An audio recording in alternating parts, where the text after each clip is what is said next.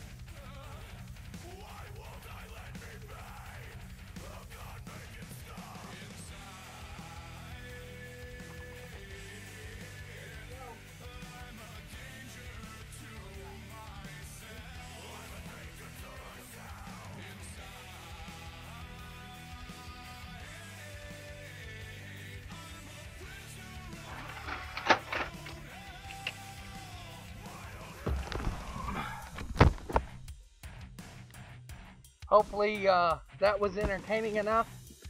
Unfortunately, I got a little bit of paint on my thing, but that's okay. It's not very much.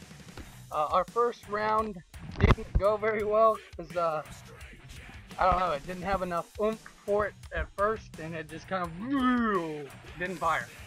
So I reloaded it, fired a second round, and unfortunately the paper at the end was wet, so the paint just mostly falled out, and I had to scoop it back up into it. But our second round of firing seemed to work a lot better. Get the thing off my screen right there. There we go.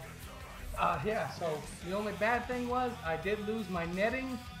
It must have torn because it was getting kind of old, I guess, usable. Find a different way, maybe we can protect that netting a little better. But anyway, other than that, successful. Bye.